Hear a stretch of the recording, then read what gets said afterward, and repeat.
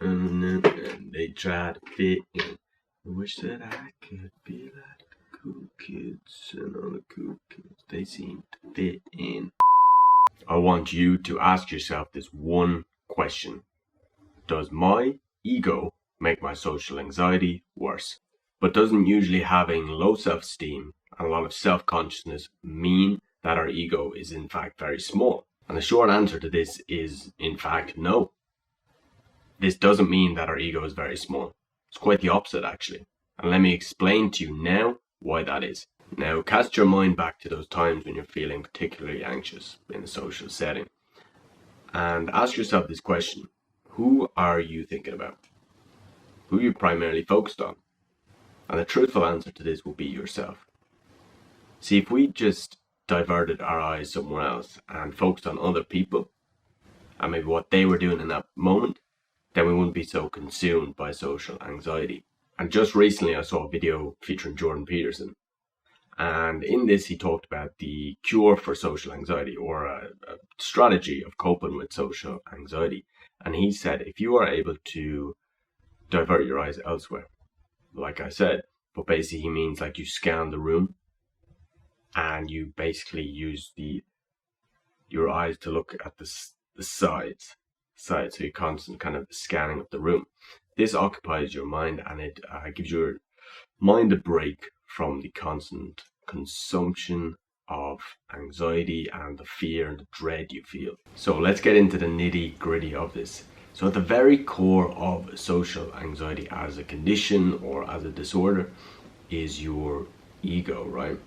Apparently, it took me ages to come to this realization, but apparently I have a big ego, right? And I always thought, nah, I'm the exact opposite, that ain't me. But the more I examined myself, the more I realized how focused I was on myself. So in a lot of social situations, I want to be deemed as perfect. So the quote unquote, maybe the cool person, maybe they got no flaws, no worries, no insecurities, and they project this image of calm and collected, right?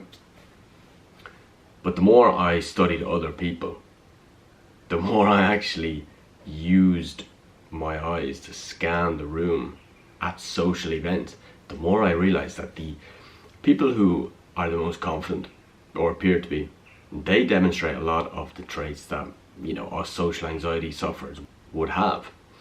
And they might look down at the ground for a minute, or they might start biting their nails at certain points. That's normal human behavior. It's just we, as social anxiety sufferers, we have become attached to overanalyzing everything and trying to appear this perfect person. And fucking, we know as humans that shit doesn't exist. So ways in the past and recently that I've kind of begun to overcome this, overcome this idea of trying to be perfect, is just to blatantly and purposely fuck up. So make mistakes, maybe act a little bit differently than I normally would in those situations. And then your brain realizes, okay, we don't have to be perfect. We can actually deviate from our normal behavior and we'll be fine.